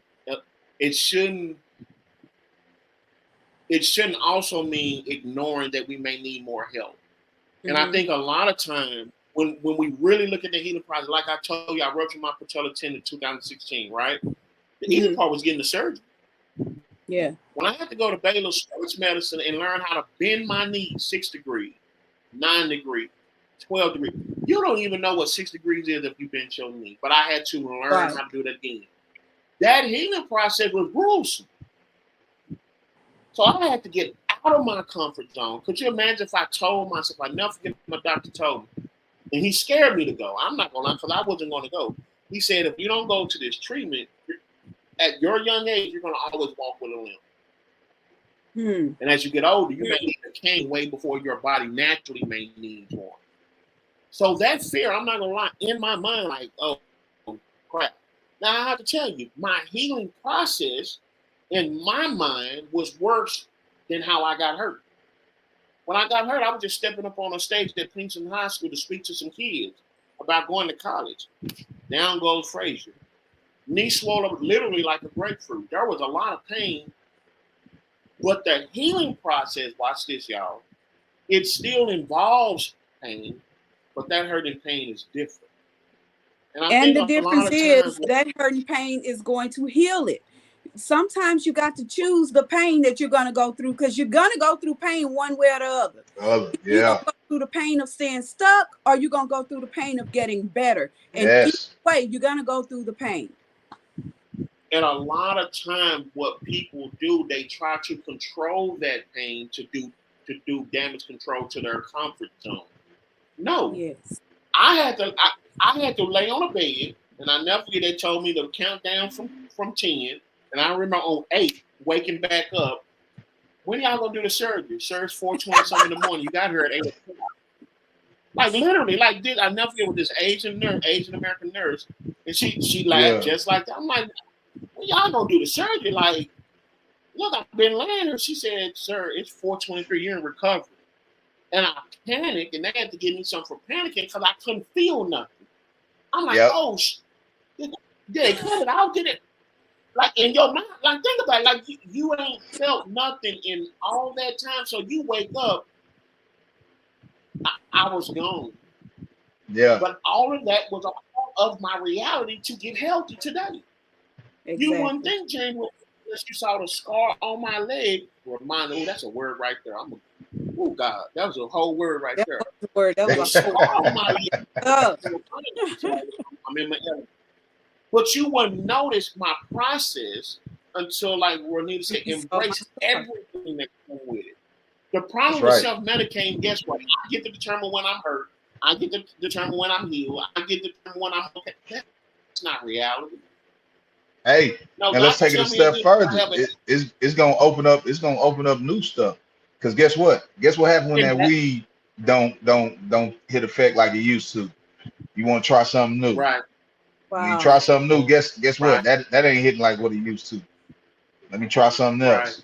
Oh my or let me do more. Or let me do more. Let me do more. Until eventually you're gonna see you're gonna wake up and somebody gonna be OD. Yeah. Look, y'all, we had a young lady, speaking of OD, we had a young lady who came in. She's 23 years old. This is her 5th time overdosing. 5th time overdosing, but not dying. And she said, I just keep trying to reach that same high and I can't get it. And I told her, there's a God-sized hole in each and every one of us that nothing else can fill. And until you decide that that's what you're going to reach for rather than what you keep going after, you're going to keep on ending up here. But one of these days, you're going to end up here and never be able to leave. Mm-hmm. That's real. You know what? I never want to feel like I'm okay. I want to be okay. Yeah. And even if that means just recognizing, watch this, that I'm not okay, that I'm not there, like I'm okay with that. We live in a society where we force people to be okay. y'all, this movie, this social media, everything gotta look good, be good, you know, every day I'm in paradise and I'm trying. That's not my It's a reality. facade. So further, I'm not even gonna try to even, you know what I mean? I'm not even gonna fake all that. You know what I mean? I have real I don't issues. even I have in me real to fake feelings. it anymore. I've been through too much. I Yeah, don't have it in Been me through to too fake it many anymore. sit-up I just girls. that's don't. real. And I've been too many places and through too many things that I just don't have it to fake it anymore. I just feel like, you know, right, I every want to be problem that I better. every problem we have, we do not and we will not get over. There are some problems and traumas we've had that we will be managing for the rest of our lives. Yeah. Just like I told you with my knee, you won't see me walking crazy, but there are times when I scratch on my knee, I can feel the dead skin beneath my on the inside of my knee because I had 27 stitches inside and out, The scar 54 stitches. yeah. Scar tissue. Look, come through with the words. Help me out. So a lot we ourselves on not looking like our past. And here's one of the things we say that sounds good, but it's incorrect. I don't look nothing like my past. No, But you look you just should. like your past. I want you to know. You should. You should But look That's right. like a healed person, a better version of version. Of your past. Yeah, that's right. You look like a completely different person. You're fake. Says, all right, I wish we just had the responsibility when we use our words. But that's what most people do, Juanita. I want to look differently. So I got to dress, I got to act, I got to put this on, I got to be over here, I got to be out there because I'm disassociating myself with that person. Well, if you disassociate yourself with it, how can it ever truthfully be healed? Mm-hmm. How can that and how can you person help somebody else? How can Else. That's you it. help somebody That's else it. along that same path? we live in a How can you society. help We don't them care about not other deal people. with Oh yeah, we don't care about people, right? We rather judge them, Juanita. See, we rather believe in our facade so much. Look at you. You just went through that. You just stuck with you yours. 5 minutes out. 5 minutes out. That's what I tell people who tell these young girls who walk into the church with these little bitty skirts on and breasts hanging out and stuff, and you standing up there with a scowl on your face, and I'm like, what are you looking at? 5 minutes ago, that was you. You got goddamn Come right. on. Yeah, That I'm talking about. I we remember so last Sunday. Don't play with me. Don't play Yeah. with me like that. And I tell people all the time, when I was younger, and I just am very truthful, so y'all just have to forgive me for what I'm about to say, okay? Hey, we I, unfiltered, baby. Like I said, you I unfiltered. tell Go people ahead, Miss when Juanita. I was younger, I always consider myself sexy, and men always consider me sexy. But I knew I wasn't just the prettiest thing, and I wasn't the finest thing. But God gave me these beautiful breasts and nice thighs. So I used those to my advantage when I was out there in the street. I was like, this all I got. My cousins got booties, hips, breasts, all the stuff, and beautiful face. So I used what I had. But I'd be like, baby, y'all don't have no breasts like these breasts. These some real breasts right here. And these things was pretty. So that's what that's what you put out there. But then you put that out there, and then you think later on, man, I got so much more. There's so much more of me. Right.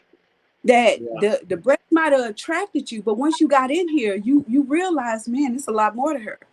But Mm-hmm. they never get to Yeah. see that if all you do is put the fake part of you out there, that part of you that you just want them to see so that you can mask the part of you that's hurt. You don't want to tell that part. You don't Yeah. want them to see that part. Yeah. And that's going back to what we're talking about tonight. That's one of the things that I talk about with her is that you're so hurt that you just give them the best part of you first and hope that they'll stick around to get the rest of the parts of you later. But when they walk away, you back to the hurt part of you that says, I'm not good enough. That's why he left me. Now Man. think about this. For those who are holier than that out there, or for those who still feel this is not them, I want you to really think about this as we land this plane. Look how much our society, well, what you just said, embodies what you just said. Social media, we have filters. Mm-hmm. Our phones nowadays, the price of them is so high because of the camera that has That's right. filters. So we're subconsciously teaching ourselves that our original self is not good enough. That we got to send through filter, through filter, through filter. Now watch this. Once we get through those filters, we put it on social media. And how we feel is relegated to a button, an icon. A like. So it's so much detached from our reality, first of all, and then our emotions is detached from it. Now think about this. We say this stuff doesn't affect us, but we live in a world. It's just almost like having a bad smell in my office and saying that don't affect me. And y'all study see me over here. You're like, Jane, what's wrong? Oh, it's bad, but it's not affecting. It is affecting you. Like we're lying to ourselves to appear a certain way to other people, and other people can see it. Yeah. And unfortunately, those who haven't gotten the help, who haven't done the work, watch this. Just like our children, they just see the end result, so they try to mimic it. Mm-hmm. That's not your process. I've done the work. I've had to go. You know, the old folks say I walked my Damascus road. Like I've had to really do some self-evaluation. That don't mean you have to be at the level where I'm at. But like you said earlier, are you willing to embrace your true self? Because if not, we're going to be so comfortable, watch this, giving each other our representative. I've been knowing Frankie, what, 20 years? There is no way I could still have a relationship with Frankie and vice versa if we were still giving each other our representative. Matter of fact, I knew Frankie as old before I knew him. Yep.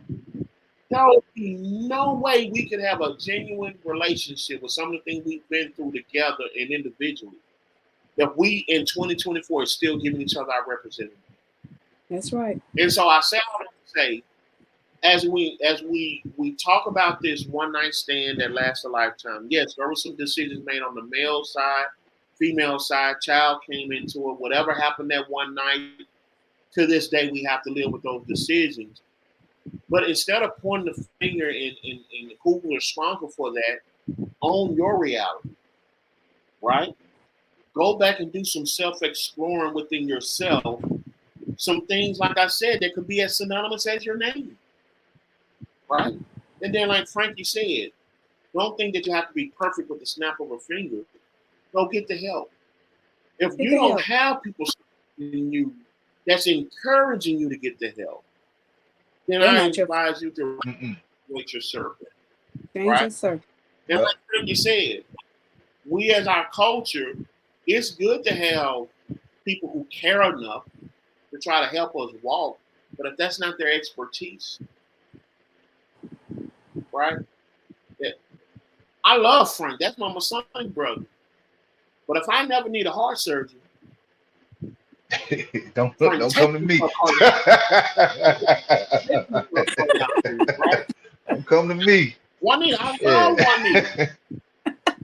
But if I had a problem with my nose or throat or whatnot, Juanita, refer me to an ENT. Absolutely. I love you. You know I got a few doctors for you, but you don't want me to do it. Yeah. So this goes to we have to really look at our circles, right? And it don't make them bad people. It matters, are they effective? And I think that's another thing within our walk of getting that help. We sometimes realize that the people in our lives, we rather cherish that loyalty than potentially risk losing them. So we'll trade the help for, Juanita cool with me, Frankie cool with me, You're doing yourself a disservice. Like Juanita said earlier, when you're bringing children that's involved in this, there are things that children go through and traumas that those seeds start at an early age. And you don't ever want to be in a place to where you realize that you're old, and I say this term lightly, you don't ever want to wake up one day and realize you're an old fool that was once a young fool that no one paid attention to, so you just became an old fool. That makes sense. I say to people often that I say things, I happen to be I'm not as blunt as I used to be, because now I've learned some tactfulness. You Yeah. know, I've matured in the way that I react to and say things to people. But the one thing that I say to people often is that I don't ever want to be perceived as perfect. I don't want people to think That's anything right. that I am above anything, because uh, there are a lot of things and that have happened to me. And when people say you so strong, I tell them I'm strong because I've had to be, and I've had to grow to be, not because I always was. And I'm able to, because I say that to you, what I mean when I say that is that you can be strong too. And you probably are a lot stronger than you know, because you've not put yourself in a position to grow to who you are potentially going to become.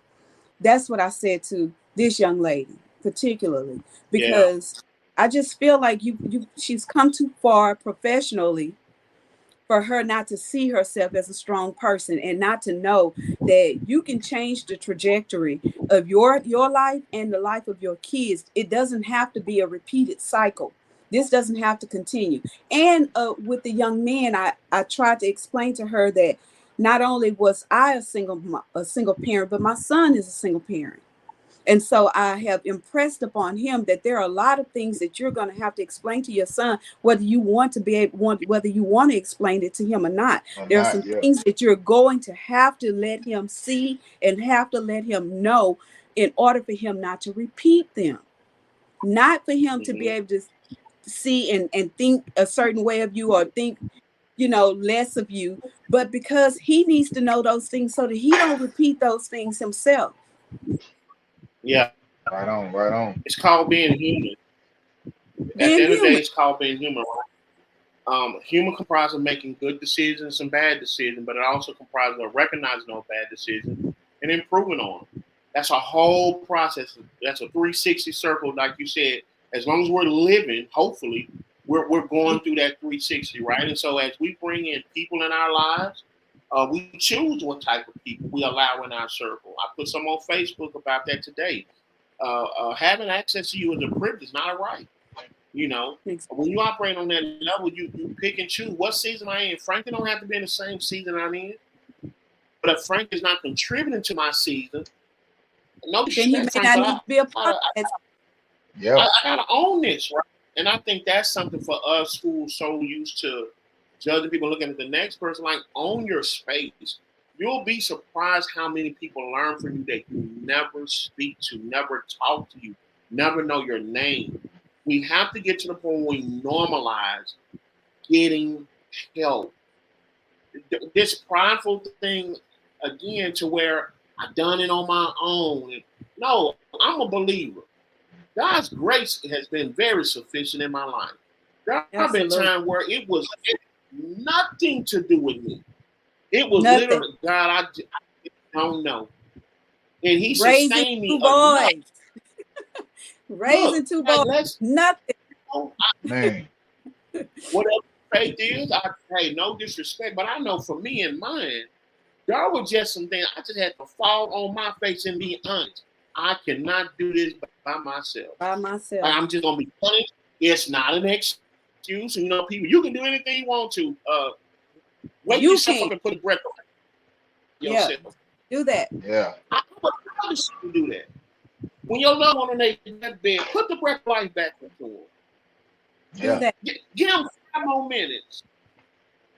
And not Okay, not so we only so self-sufficient ourselves. Do that, right? We right. shouldn't have to be, so like Ricky said, be reactive instead of proactive. We don't always have to wait until we're in the situation. Because sometimes, watch this, like Juanita said earlier, I don't have the same choice for someone who's not in it. No, I'm in it. I'm in it. I don't have choice. I'm not in that space. And so I think if we start normalizing wherever we at in our walk of life, let's quit judging each other, man. And let's quit painting this fictitious picture like everybody is, you know what I mean? Everybody got their ish together and know what to say and know how to say it and know what to walk, and it's always When up. they don't. Even Do after not. 75 life, Man, I and need help there. I tell people, when I got certified, it helped me more than I thought it would help other people. Because there were some things I learned about myself. Woo! Now I got to go back and I didn't know that because no one taught you. You don't have the conversations in your household all the time growing up. They're not the conversation that's cool with your frat brothers, James, with your Masonic brothers. So when you finally learn it, apply it to self. And then, like Juanita said, pass it on to somebody. You may be the only person that they have to extend that knowledge, and you never know. Frank, you about to say something? Yeah, man. Learn. It's all learning, man. Even though they're mistakes, they're life lessons. Try not to let your mistakes be to the point where hopefully it's a mistake where you can't return from or you can't survive. But some of those mistakes are life lessons. You have to learn from them, you know. And I think Kevin Hart said a joke talking about I don't want yes men, I want no me. I want somebody like, yeah, man, nah, that ain't it. Like, I don't need everybody to tell me, oh man, yeah, that's a good idea. I need somebody got to at least say, hey man, nah, that ain't it. That ain't what it is. Nah, you know, my best friend and I have this thing that we do when we're out somewhere together. If one is doing something or saying something, we'll walk up behind each other and just kind of tap each other on the back, you know, just in the middle of your back. And, you know, that means that, okay, well, I'll see you guys later. And when we get in the car, I'll say something to her like, now, you know, you wasn't right when you said this. Or, you know, you could have said that to him. Or, you know, or she'll say to me, when did you start? Where would that be okay? That what you just said to her, you know, why did you feel like it was okay for you to say something like that? And I tell her all the time, a lot of the years that we've been friends, we didn't need therapy because we were each other's therapists. That's right. You know, we talked each other off ledges and we told each other the truth. Well, that's not cute. Go take that off. Why? Where were you? Who was with you when you bought that? You know, or you know, who is that dude? He can't come back. You know, we was things like that to each other. My best friend has never, ever, ever been a yes person. And I would hate her for it for a moment. And she would be like, yeah, but we're going to the washateria in the morning. I'll see you then. You know, we can talk about it at the washateria or whatever. That's it. That's it. Come on, man. Like, hey, gotta have that friend. Like, yeah. Even though y'all got it, come on, man. Let's go get something to eat. Like, all right, man. I'm done with you. We're not gonna be friends. Yeah. And she'd be like, yeah. But these kids gotta eat. So what do you need from the store? Bam, you know? There it is. Yeah, that was it. I tell people that's all real. the time. That's real. Sometimes we make the tenure of the friendship mean more than the development of the friendship. So you can know someone for 20 years, but that don't mean you know somebody for 20 years. Right? And so from time to time when life happens, it's good to, hey, where's the substance, right? You know, if not, we just chasing crossing days off on a calendar, right? And so ultimately, as you mature, you want to have some substance in those people that you have around you. When you have a good time at any point in time, you can walk outside to have to find someone to have a good time with. Let's just be honest. You're so right. Don't put too much stock in that. But like you said, it's those real moments. And usually, like you alluded to, Juanita, hopefully they come where they're proactive before I mess up or before I find myself in these situations. You know, the thing that I said is closure.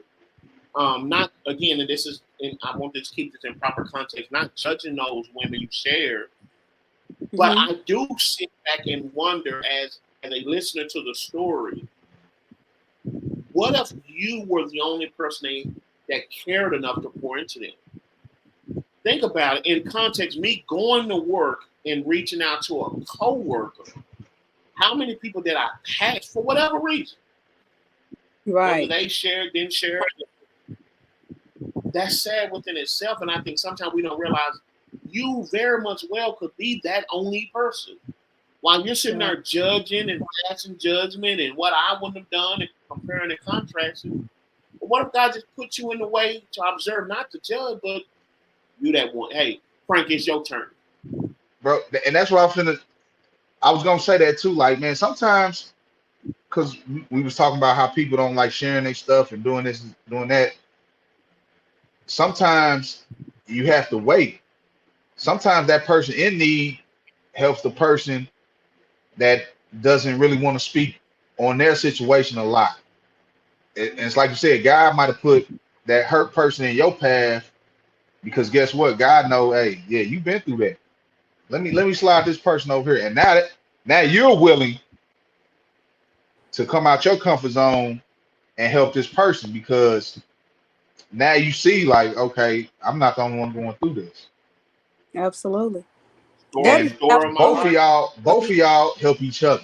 that's my absolute truth. I'm telling you, just speaking That's through my some of truth. these things, through speaking through some of these things with these young ladies has helped me realize that I still hold on to some of those things that I've Hmm. been through, and some of the things that I've gone through have scarred me in such a way that, you know, people say you're a strong Black woman, and they just don't know. No, I'm a hurt Black woman, and that's why I put up this defense mechanism in this area. But with them coming to me and me needing to share my story has helped me to Yeah. break down those walls that Walls, yeah. add up, and know and know you're not the only one, and your story can help somebody. Hmm. One of the most embarrassing places to be is to wake up and realize that where you thought you were healed, you're still hurting. And for All so you many people, it's all you so need easy is just to swallow it back down instead of realizing, wait, and I'm being graphic for a reason. You know, it's just like when you get that early and then it's more, right? Yeah. The problem with self-medicating is one day when you wake up and realize the Juanitas or the Franks that come to us and finally hold us accountable or finally pour into us, I got to come to the reality that what I did on myself didn't work, or it wasn't as effective. as I There's thought it more was. work to Thought it do would be, yep. Yep. as I Exactly. thought it would be.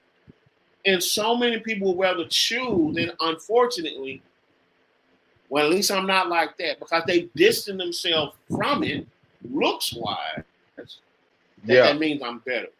No, when I got out of my surgery, yeah, my patella tendon was what's my word was reattached, but I wasn't better. Yeah, when I went to rehab, that first month I was able to bend it at I think 12 degrees, but I wasn't better.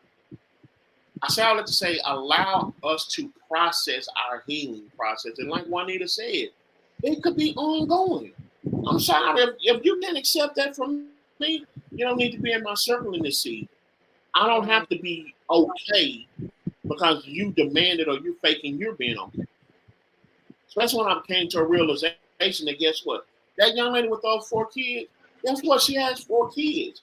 There are so many more things that she has to put her hands around and do on a day-to-day basis than worry about someone judging her. 4 times, Right. that ain't gonna help that lady. No matter what, when you get through judging her, guess what she's going to wake up tomorrow? Guess what she's And going be to a do when mom. she lay down? Be a mom. So Yep. to all 4 of those kids. And so That's sometimes right. apply some honey. No, we so quick to offer vinegar, like I said, sometimes to cover up our own or to make us feel good about ourselves. And say, look, Frank, I took all these pills right here, and so it worked for me. And you over there looking like, okay, I don't I know ain't what's trying to wrong take with me, all that. but I'm trying to take out these pills. He's You know trying what to I take mean? all that. Yeah, let me go through. You know, look, you guys, No, this and ladies, this has been a great conversation. Once again, man, Unfiltered King podcast. Let's just have a real conversation. Juanita, I cannot thank you enough as a woman. We talk all the time trying Yes, to find yes. queens to come on the show and partner with King and just have real conversation with no gender bias, with no pointing the finger, with no preconceived notions. Hey, let me tell you what, as a guy, this is just what I think. As a woman, this is what I think. And let's have a full conversation. And so I think right. we met that goal. I think we exceeded that goal on tonight's episode of One Night Stand That Last Lifetime. So I thank you so much for joining us. and engaging in this conversation. Guys, you will be seeing her again throughout our tenure with this. Again, leave your comments, your questions. If you have questions for her, specific on anything that she shared, we'll make sure that we get those questions to her. At this point in time, man, I want to give my co-host an opportunity. If he have any last words, then I'll turn it over to Juanita, and then I'll have a final word, man, and we'll be out your hair. And so, Frankie, man, give me a takeaway, man. I know we talked about a lot, but give me a takeaway, something that kind of stuck out to you. Very powerful stuff. Very powerful stuff. What stuck out to me is at the beginning, when Miss Juanita said a story about the lady with the 4 kids and the guy explaining like they don't want to get to know her or be with her on there. Yeah, you ain't gotta be with her, but guess what? You gotta get to know her. Because guess what? The kids there. So that excuse you should guys don't even say that excuse because you gonna have to get to know her. Yeah, true enough. You ain't gotta be with her, but guess what? She raising your kid. And guess what? Yeah. When your kid come over and do something that you don't like, guess what you gonna do?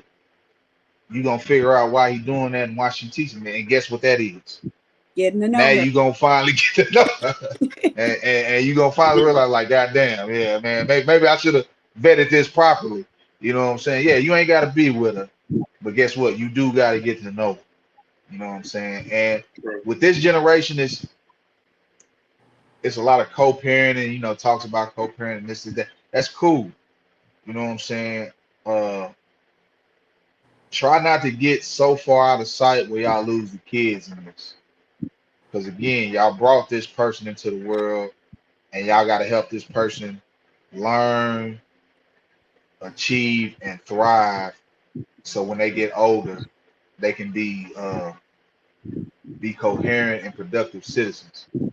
So get to know her. You ain't got to be with her. Get to know her though. That's I what's think my up, man. takeaway would be before there is a kid, get to know you before you decide to get into relationships. When you start feeling those feelings and those things, even goes for older people. I tell the people that I work with all the time, the older ladies that are now dating, they've been married for 20 or 30 years and now they're divorced, or they've been single like me for a long time.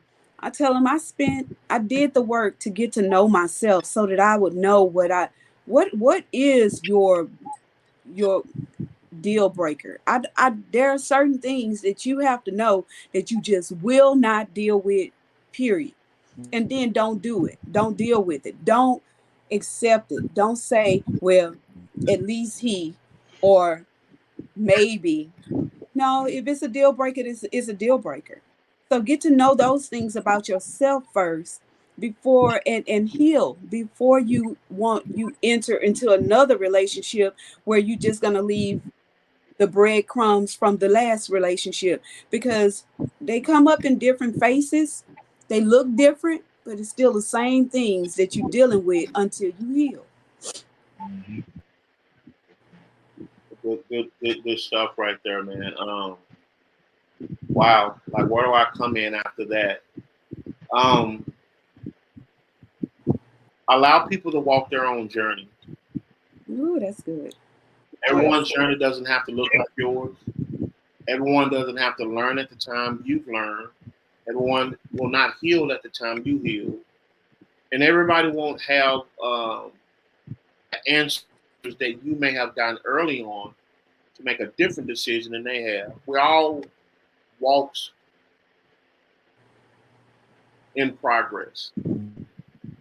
And before we judge people, I think the biggest thing is, I always say that if you cannot add on to someone, definitely don't take away from it. You never know someone where someone is in their walk. In this day and age where we live through filters and we see people from afar, and if you're not in my close circle, you never know what somewhere is. One decision from taking a life, you never know. So be very sensitive So even when you see a circumstance that's atypical to your reality, or your standard, what you say about it. Allow people an opportunity to get the help. Allow people to be able to speak their truth without looking at it as an excuse. No, that's their reason.